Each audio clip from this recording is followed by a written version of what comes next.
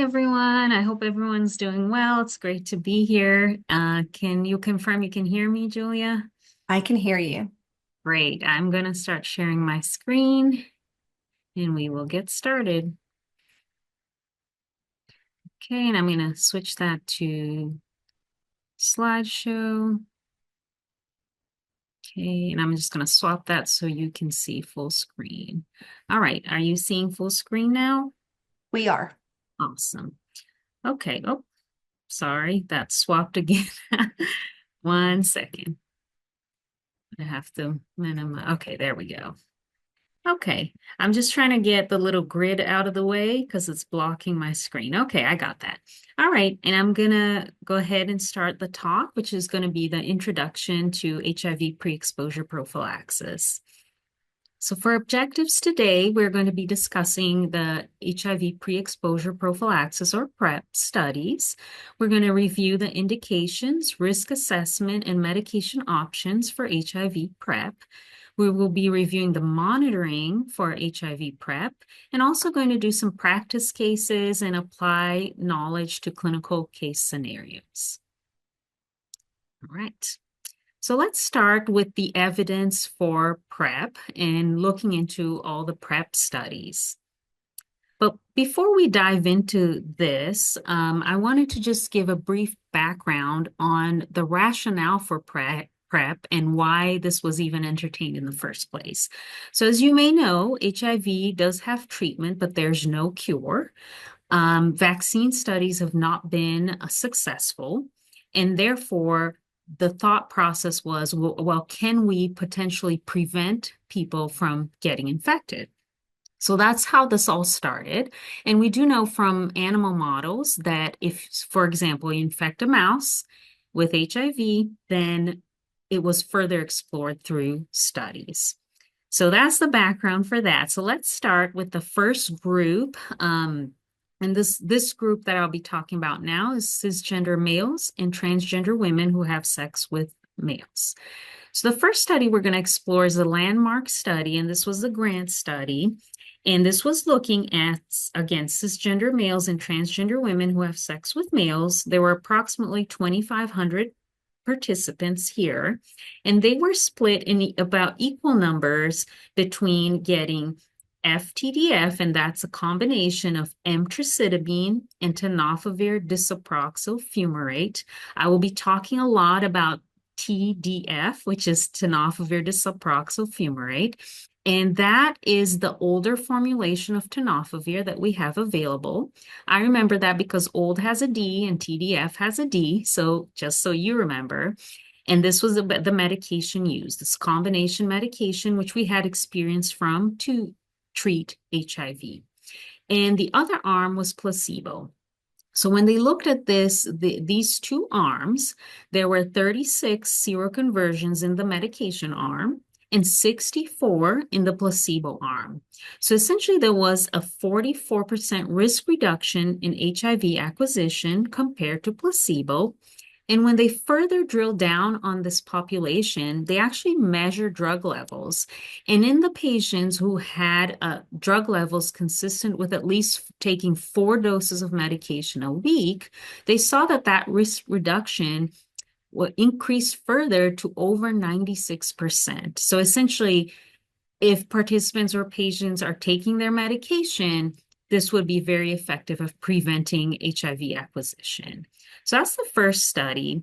The second study we'll briefly talk about is the Myers study. And in this one, you had the same population, so cisgender males and transgender women who have sex with males. Here you had 5,800 patients. And now we are comparing two different arms. So here we have our familiar FTDF, so emtricitabine with old tenofovir and placebo.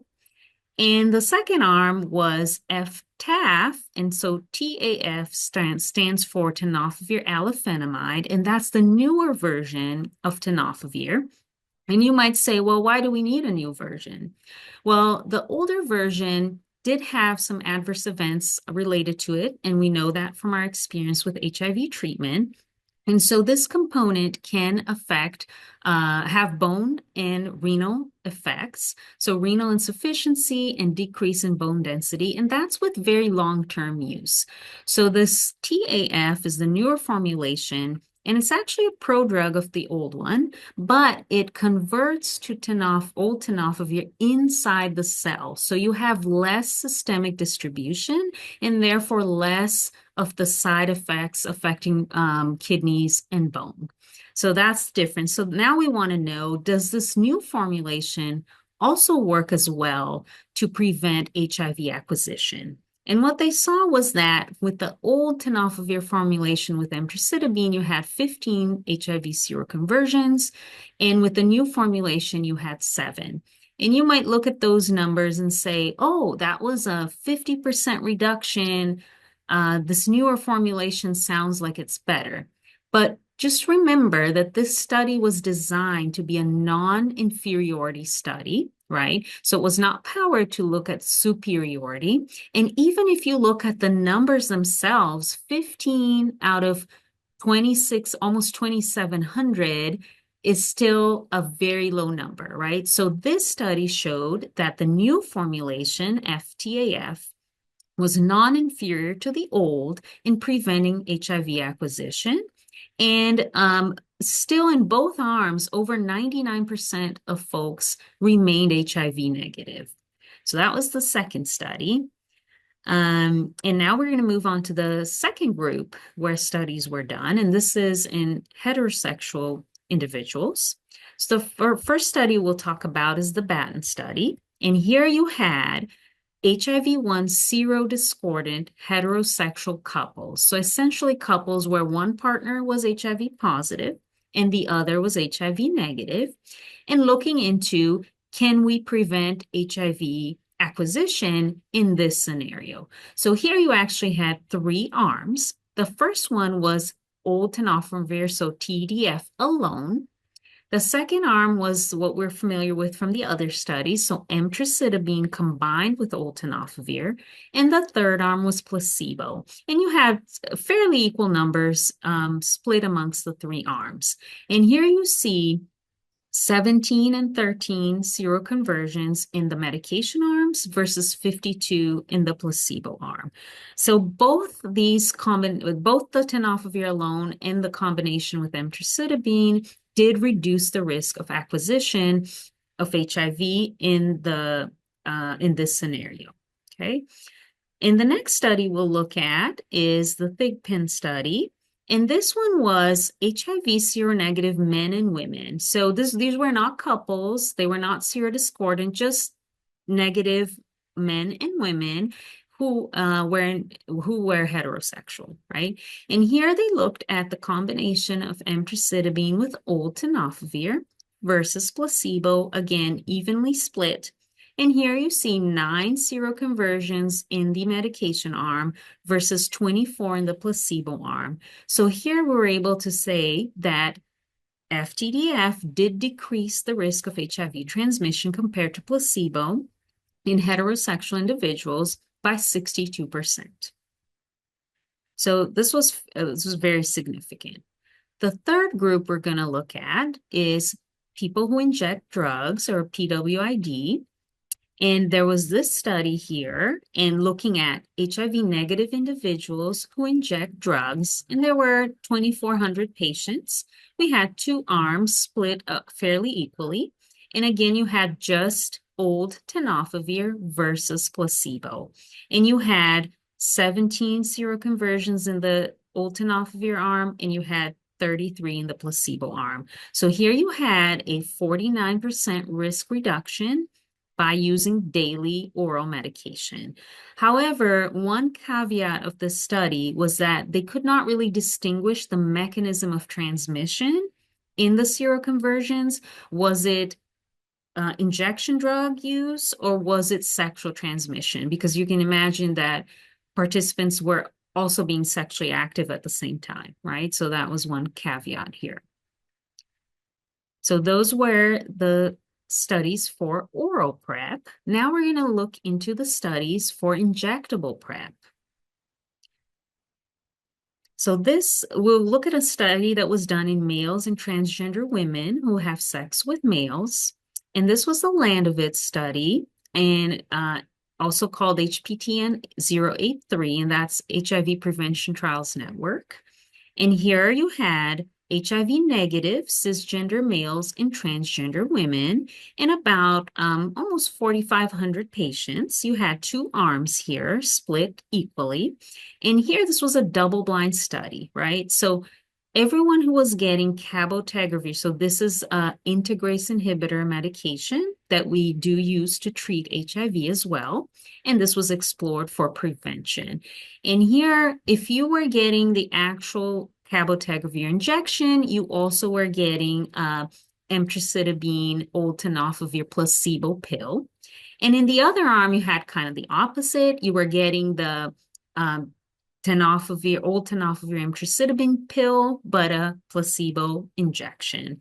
So in this study, they saw 13 seroconversions in the arm that got the injectable medication versus 39 seroconversions in the arm that got the oral medication. And this study was powered to look at superiority, and it was concluded that the injectable medication was superior to FTDF in preventing HIV acquisition. So a 66% risk reduction here. And then the second group we'll look at is cisgender women. And here we had a very similar setup to the study we just looked at, just the population was different. So this was HIV negative cisgender women, and we had about almost 3,200 patients split equally between the arms. Here you had 4 seroconversions in the injectable medication arm versus 36 in the oral arm. And here, cabotegravir was found to be superior to FTDF in preventing HIV acquisition. So an 88% risk reduction, right? So those are the main landmark studies that were done that provide the evidence that HIV PrEP is effective both in oral and injectable forms.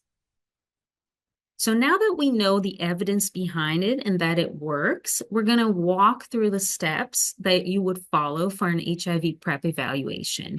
So step 1 is really assessing the risk for HIV acquisition. Step 2 is determining if you're going to use oral or injectable PrEP, depending on the group that the person or individual that you are going to be giving this to, and also patient preference.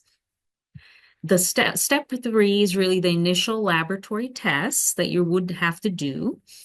Step 4 is very, very important, and that's the counseling.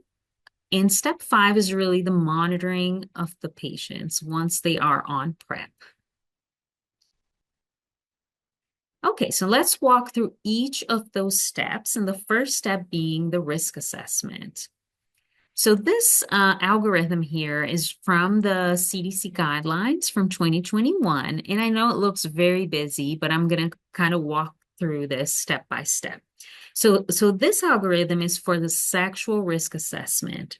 So essentially, you're trying to figure out what are the risk factors that would lead to HIV acquisition.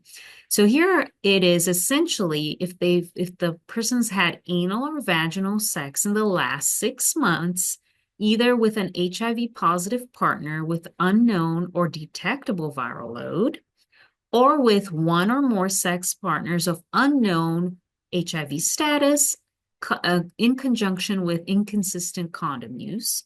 Or the third thing is they've had a bacterial STI in the last 6 months. So those situations are pretty clear cut, and you would have an indication to prescribe PrEP. But what you may notice in this algorithm is that all these options still lead to discuss PrEP and prescribe if required. So even if the answer is no to some of these questions, it's really an individual risk assessment. So say they say, I have not been sexually active in the last 6 months, but they're potentially going to be in the near future, or they maybe think they might be in a risky situation, then you would still qualify for that. And some patients are still not comfortable disclosing certain aspects of their life. So if they're in the office and you still don't see a clear-cut reason or an indication, if they're interested and request it, the recommendation is to, of course, do your evaluation and discuss risks and benefits and go ahead and prescribe that and monitor the patient accordingly. Okay. Okay, so that is the sexual risk assessment. So let's go on to the risk assessment for people who inject drugs. So here you're going to see the history, right? Have they ever injected drugs? Have they done this in the last 6 months? And or have they shared injection equipment? If you have all these three yeses, the indications are clear cut to prescribe PrEP. But again, if you have no's, it's again prescribe if requested after discussing risks and benefits and doing your individualized assessment of the patient. And also remember, for the persons who inject drugs, you must also assess their sexual risk, just as we saw in the previous slide. All right. So we went through the evidence behind PrEP. We went through the risk assessment. And now we're going to go to the next step, which is, do you use oral or injectable?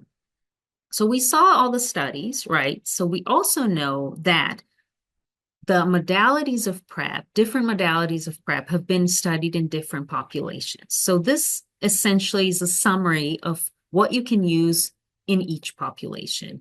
So if you're looking at sexual transmission and the group is cisgender males and transgender women who have sex with males, you essentially have all three options available for use. So you have oral old tenofovir emtricitabine, you have oral new tenofovir emtricitabine, and you have injectable cabotegravir. And if your population is heterosexual males and it is sexual transmission, you have all three options available to you. If you're looking at exclusive transmission through injection drug use, the only option that has been studied is oral old tenofovir with emtricitabine. However, remember that in these patients, you are also going to do a sexual risk assessment. And in that case, if that's the mode of transmission that there's a concern for, you are going to also look at these other options in the other categories we talked about. And lastly, for cisgender women is where you have two options only: old tenofovir emtricitabine as an oral option daily, and the injectable cabotegravir. The new tenofovir or F-TAF with emtricitabine, right? That we do not have enough data in cisgender women, and that's why it is not used in this population. So that's where, and then the other piece of oral versus injectable is, say you have all the options, it's really figuring out with the patient what their preference is, right? If they're scared of needles, then injectable is not going to be a good option. If they're not able to keep clinic appointments every 8 weeks, that is also not going to be a great option for them. So then that individualized approach is what you're going to use. Okay, so we figured those first steps. So now we're going to look at what testing you need to do when you're going to start somebody on PrEP, right? So this table here is the testing that you would do when patients are on oral PrEP, and this is taken from the CDC guidelines as well. So I'm going to walk you through all these tests and kind of the frequency that you do them at. So the first thing that you must have is HIV testing, right? Remember, this is pre-exposure prophylaxis. You must confirm that your patient is indeed HIV negative. You do not want to put them on a medication that is a partial regimen for HIV treatment if they do have HIV. That is not going to be a good situation. So step number one is always confirm that they are HIV negative.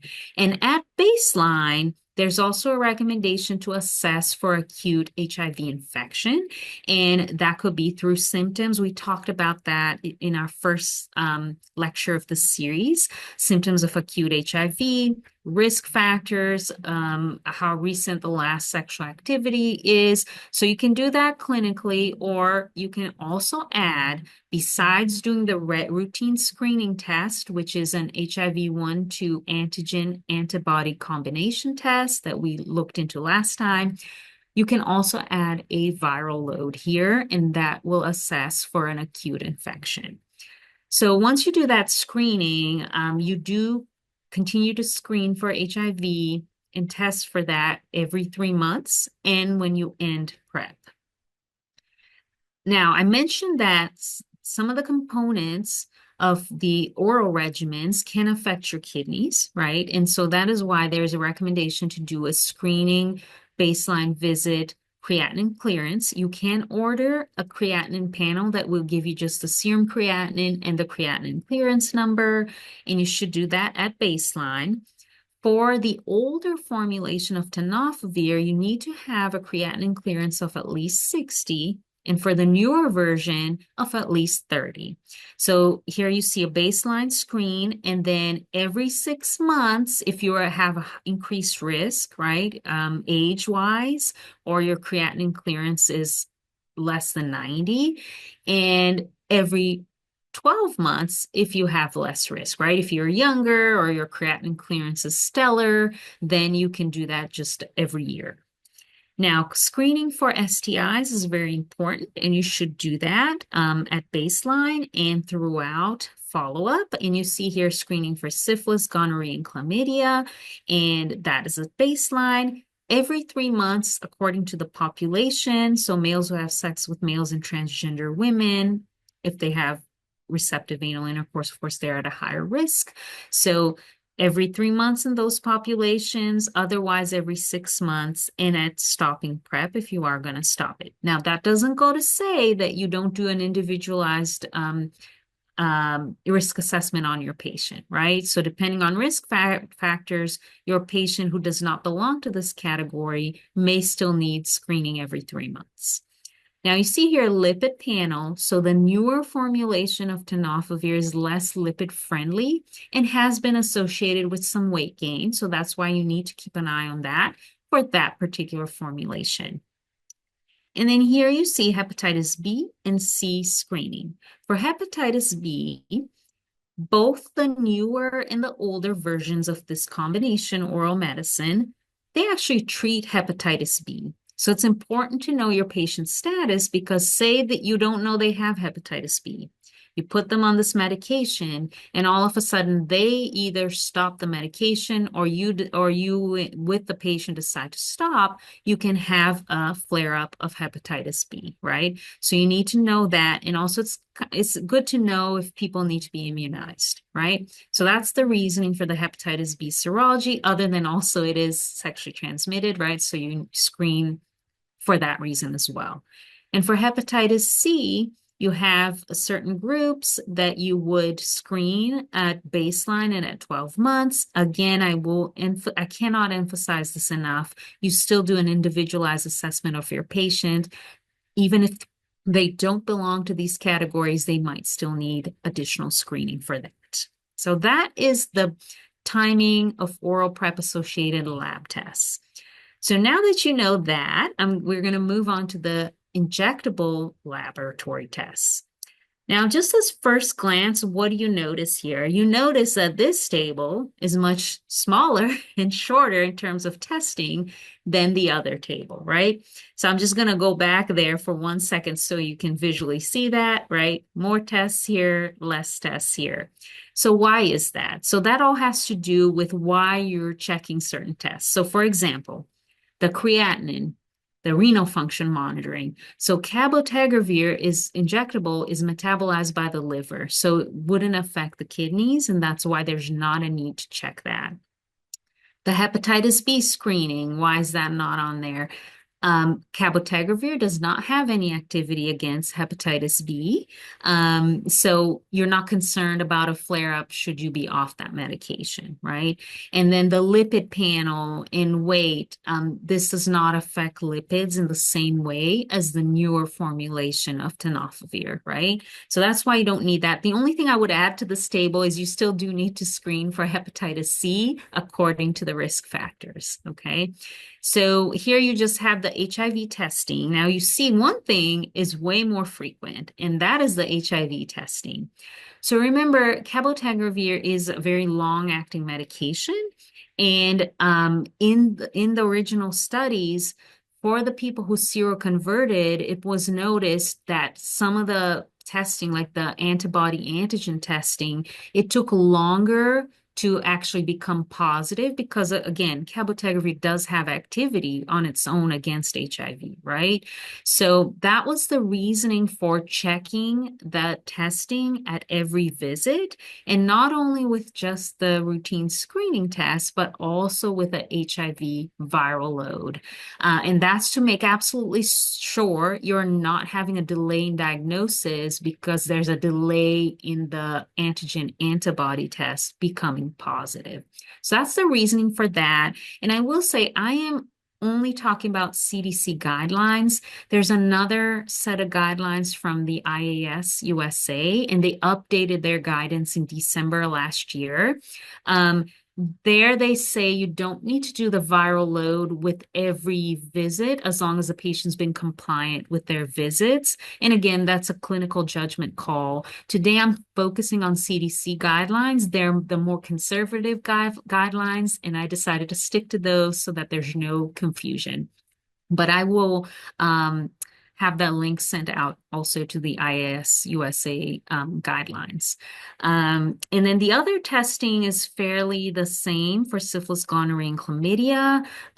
You do it at the intervals that you see listed here. Again, everything is relative to your patient, right? This is a guidance according to group and risk factor, but you have to do your individual assessment of your patient. Okay, so now we know what we monitor, what treatments are available, and now we're going to go to the patient counseling session, and that is probably the most important thing that you have to do, right? We've seen in studies too that this works if you take the medicine. If you don't take the medicine, it's not going to work. So the first point for patient counseling is really the medication adherence piece. There's a clear association between regimen adherence and drug levels and effectiveness, right? So that's very important for you to reiterate this to your patient that compliance is of extreme importance, or you're not going to get protection. Also, the safe sex practices, you do need to still counsel them on the other ways to prevent STIs, right? HIV PrEP will only help prevent HIV. It's not going to help prevent chlamydia, syphilis, gonorrhea. So that's another important part of counseling.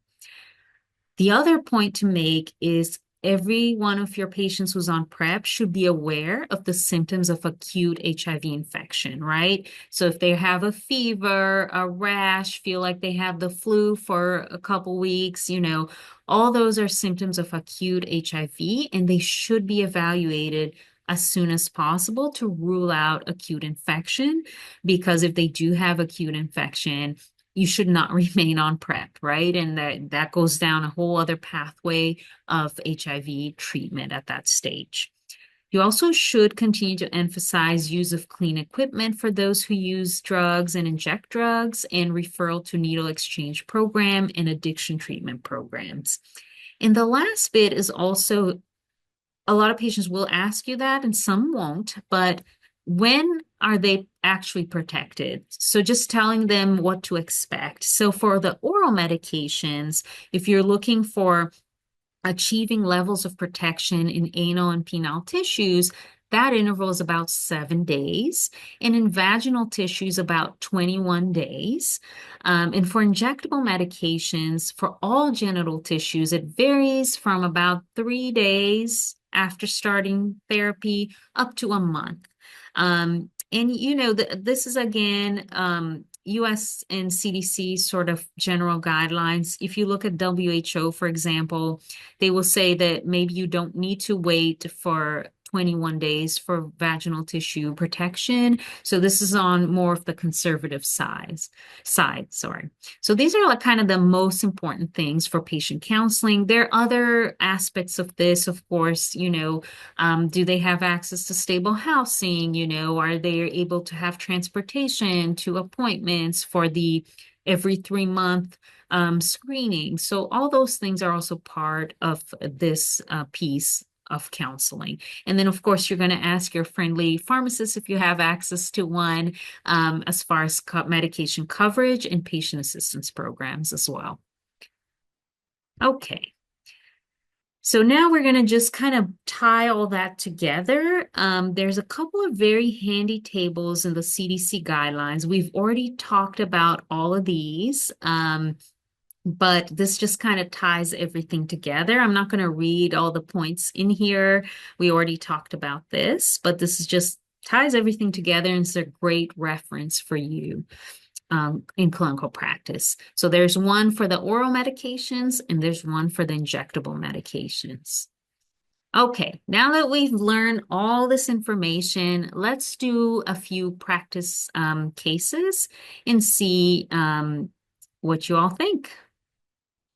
So let's start with this person here. This is a 22-year-old male interested in HIV PrEP. So which questions will you ask to assess risk for HIV acquisition? And I'm not sure if people can unmute or not. Julia, is that an option? Or if not, I'll kind of just walk through the questions. Mary, can we unmute the group? Or if Or not, chat. we can put Yeah, them through chat. It yeah, if looks they like want to put it Teresa. up on the chat, that's a little less okay. And if someone could read those to me, that'd be great. Um, we've got sexual preference, last sexual encounter, Okay. um, Right. any prior history of PrEP. Mm-hmm. Great. Do you use drugs and what routes? Okay, great. So all those questions are coming in, right? So we're just going to essentially follow, our clinical training and also the guidelines, right? So folks alluded to this one. Are you sexually active with men, women, or both? The person responded both.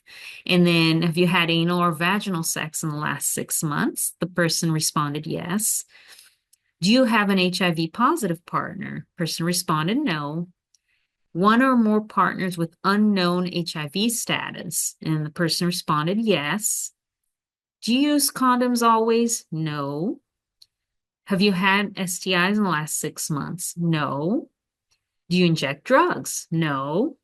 So in this person, would HIV PrEP be indicated, right? So here we have several things that would lead you to have that discussion with the patient. And again, it's always shared decision making, right?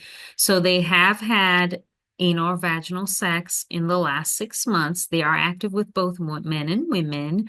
They do have one or more partners with unknown HIV status, and they have inconsistent condom use, right? So all those together would be indications for HIV PrEP, and then you would have the discussion with the patient regarding that. Okay.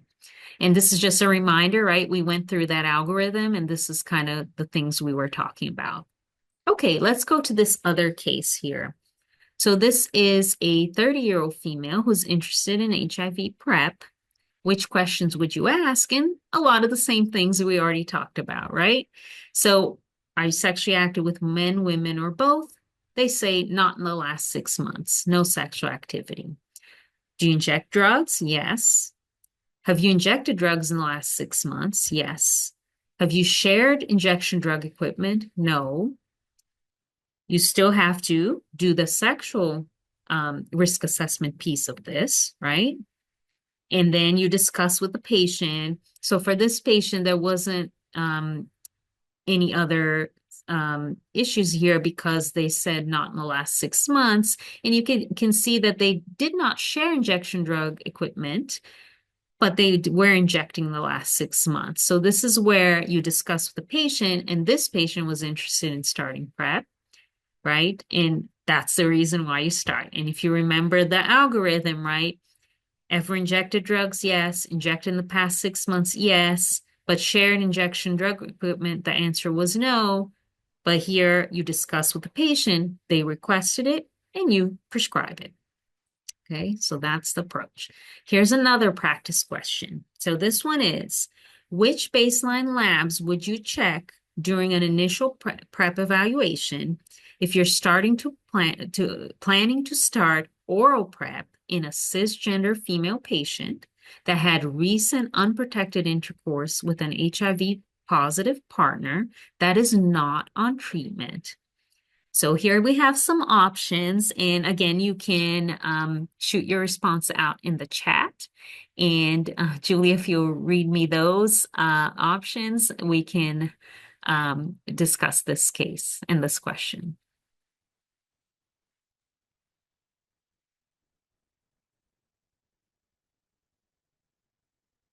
You all can. We have any, I'm trying to see if we have anything in the chat. Uh-huh. Give Yeah, me it's a long question and the the Yeah. options have a lot of stuff in them, but we'll give him a couple of seconds and then I'll just kind of delve into what would be the most appropriate course of action. Okay, so here you have a patient who has a positive partner who's not on treatment, right? So you have no idea what that person's viral load is, right? So in this case, the point I'm trying to stress is that for your initial screening test, right, with these risk factors, you would potentially probably do the viral load to rule out or assess for, I should say, an acute infection, plus the traditional antibody antigen screening test, right? So you would do both of those, creatinine panel, STI testing, and hepatitis B and C serology. So that was all part of that little table that we talked about. But it's just that sometimes just the screening test is not enough, right? You have to assess for that acute potential for acute HIV infection for the reasons we discussed before. The other options were missing some things, right? Here went straight to the viral load, which is not the recommendation, right? And here you had like additional things, right? You had some LFTs in here, some liver function tests, and a full comprehensive metabolic panel, right? So those were like all extra. So that's why probably the most appropriate course of action is this. And again, it's also all about your clinical experience, right? Like for me, I tend to err on the side of caution, right? If there's even like a little doubt, even in the follow-ups, I will, if they're on oral PrEP or injectable, I will tend to check that viral load. But again, that's a clinical judgment that you would have to make, right? Okay, so that was the most appropriate course of treatment. And then the last question is just kind of reviewing which populations are candidate for what, right? So if you have old tenofovir and emtricitabine, pretty much all populations, right? You can be used in all populations. If you have the new tenofovir emtricitabine, the population that you can't use it in just because of lack of data is cisgender women, right? Um, so that's the one that is missing from here. For cabotegravir injections, this one you can use it in all populations, right? Except for the persons who inject drugs, and that's just because we don't have data, right? And I didn't put that on there, but you remember from when we had the little slide with all the populations. So I'm going to move on to the summary. So HIV PrEP is really an important component of general preventive primary care, and it's a cornerstone of the ending the epidemic initiative, right? This is how we're going to be able to decrease the burden of HIV acquisition and disease globally. The second point to make is that an accurate risk assessment for HIV acquisition and the shared decision making are really the mainstays of therapy. And the continued counseling, monitoring, and risk reassessment are the basis for successful therapy. So that's what I had for you today. I am going to pause here and see if there are any questions. Thank you so much. We thank you very much for that presentation. We do have some questions here. So the first one is there an ongoing study of using FTAF on cisgender women? You know that is a good question, and I know there are studies ongoing. I don't know off the top of my head as far as how many patients and things like that. I do know that for other therapies that are in study, there are some injectable long-acting that are under study now, and those they specifically made the effort to have dedicated studies to women. And not only that, I didn't talk much about pregnancy in this because it's a more of a niche thing, but not only that, the newer studies, if women did become pregnant, they were allowed to stay in the study, right? Because that's another situation where potentially this could be very helpful, right? So I know for the newer things, there's an effort to include women. Yes.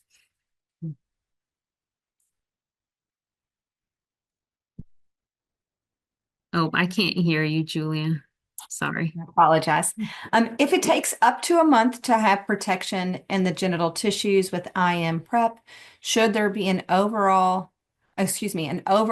between oral prep and IM prep? That's an excellent question. Actually, in clinical practice, we end up doing a bridge anyway because we often cannot start the injection right away, right? You have to get the authorization, you have to get the coverage and all of that. So we don't have the injection ready to go on day one. So we often will bridge that. There's not a formal recommendation to do that, but we certainly have done that. And we can also counsel patients, to practice safe sex till you get to that point. Again, we all know that that is relative and subjective as far as who's going to be able to do that. Yeah. Oh, I can't hear you again. Sorry. Sorry, I try and mute myself so you don't hear any background noises and then I talk. I think the next question was actually answered in this response. If not, how do you counsel someone on IM prep Mhm. regarding the 1 month wait, no sex, sex with protection? But I think that Yeah. that's what you just said here. How often do patients on prep, oral and IM, I guess how often do you see patients on Sure. prep, oral and IM in the office? Yeah. So for the IM, they have to come, like the first two injections are actually a month apart, and then the following ones are every 2 months. So they will be seen in the clinic for an injection visit at that if for every injection, right? So for the oral prep, we tend to have them come for a lab visit for the screening tests every 3 months or per the risk, right? But they see the provider every 6 months. So we try to make it as easy as possible, right? We do not just give them a year's worth of refills either, right? Like, so if they don't come for that screening visit at that 3 month mark, that's a flag to us that we need to figure out what's going on, right? And so we have to have that confirmation of a negative test. Now, does that happen 100% in real life? No, but we work with the patient. We try to get them in for that lab test, but that's usually the schedule. And for the injectable, again, the in-person visit with the provider every 6 months, but they are there in the clinic for the STI screenings and for the injections, of course. How often do you use oral to IM, oral prep, I guess, to IM Epritude, or do you go straight to IM prep right away? I mean, if we had it in the office, you can go direct to inject, right? They did look at that because I didn't go into all the nitty-gritty of the studies of injectable, but those studies were done with an oral lead-in phase with oral cabotegravir for 5 weeks before they went to the injection. But then there were subsequent analysis that looked at, you know, drug levels and efficacy, and you can go directly to the injectable. We don't do that just because we don't have it available, right, to do. But if we did, we could. Um, any recommendations for resources for primary care providers on how to initiate these conversations with their patients? Mhm. Yeah, there is a couple resources. There is a national HIV curriculum that does address PrEP in there. And then I think the national STD curriculum also has some of that. So that's one thing. And then CDC has great resources about how to talk to patients, like how to do the sexual history. You know, a lot of um, primary care providers might not be as comfortable asking the questions, right? You have to really be go into the detail. But usually it's really about keeping it very neutral, right? I usually address it as um, I'm going to ask you some questions about your sexual health. And they say, okay, that's fine. And then I go on to like, are your preferred sexual partners male, female, or both? And just leave it very open and very not like trying to direct them in any way. And sometimes people get uncomfortable and they're like, oh, why? I was like, well, I have to ask because that helps me figure out which types of screenings you need. And after that, it's pretty usually pretty smooth sailing. There'll always be the outlier, but getting comfortable with those conversations is very important. And most people, if that's what they're there for, they will be open to it, right? They want you to have that information, right? Yeah. Um, one last question. How is PrEP uptake amongst the persons who inject drugs? That is a great question. I don't have data in our clinic as of yet. And again, this is a challenging population, right? Even there's been some efforts done to kind of do almost like directly observed therapy. There's some initiatives trying to reach them where they're at. But right now in our clinic, I don't know that we have enough numbers to tell you that the actual uptake, because I don't think we have that many that are on PrEP for injection drug use indication only. So, but I can look up some data and see if I have that and send that your way.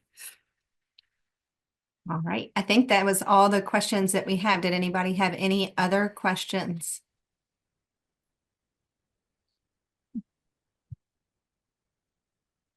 All right. Well, if there are no more questions, then thank you everyone for joining us today. Thank you, Dr. Raghuram, for your presentation.